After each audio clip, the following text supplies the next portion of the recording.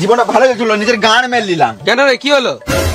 একটু বিশ্বাস করে না রে মানা, শুধু বলে এটা করো না ওটা করো না। হ্যাঁ মা, ফালতু কথা বলি না তো, ব্যবসায় কি করা যায় সেটা বল। তোর মাল না তো তুই বাল বুঝবি। মালের কথা তুলবি না, তুলবি তো একটা 750 তুল। এত হলে একটা তো ভালো কথা বলেছিস। তোদের মদের কথা শুনে আমার একটা আইডিয়া এলো। কি আইডিয়া? মদের দোকানের সামনে যদি আমরা দোকান করি খুব ভালো চলবে। কিসের দোকান? জলের দোকান। তুই খ্যাপা জুতা নাকি? মদের দোকানের সামনে কল থাকলেই তো হলো।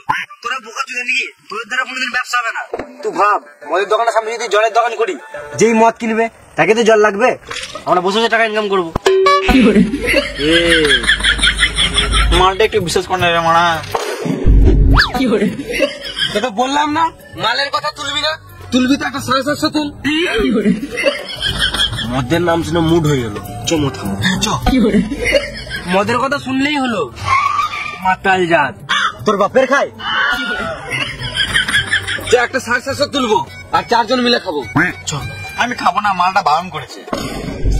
তোর মালটা বারণ করেছে তো 750 কেন খাবি? 750 খাবি। চমৎ চল, কিন্তু মদ খাবি টাকা দে। সবাই 200 টাকা করে দে, তাহলে মদ, বিড়ি, চাট, সিগারেট সব হয়ে যাবে। আমার খাবে না, আমার মালটা বারণ করেছে। মালের কথা তুলবি না, তুলবি তো একটা 750 তুল। তুই তো দে। এখন তো অসম্ভব, যতদিন না ব্যবসা করছি 1 টাকাও দিতে পারবো না। তোর ব্যবসা তোর গাড়ে ভরালে, এখন মদ খাবো, এখন টাকা দে। টাকা টাকা ছত বলে, মদের দোকান দিলে টাকা ঠিক হয়ে যাবে। চলো টাকা নিবো, মালের বিচি দুটো বিচে দেবো।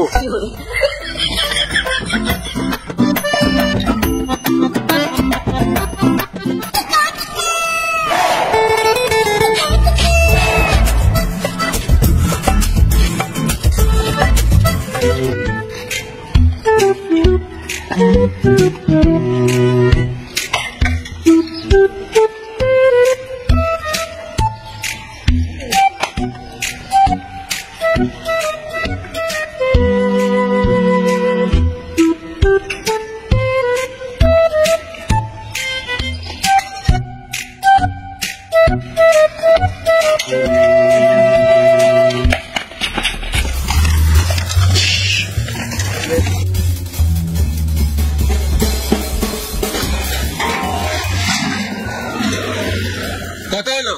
তোমার 500 টাকা হলো। 800 টাকা লাগবে।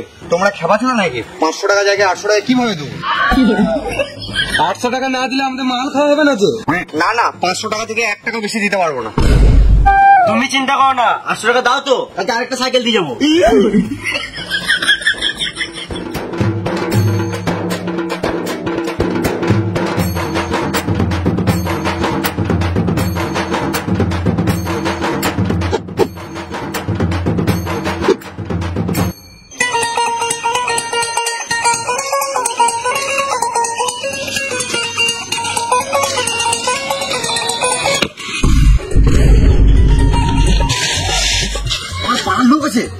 কি করবি এবার?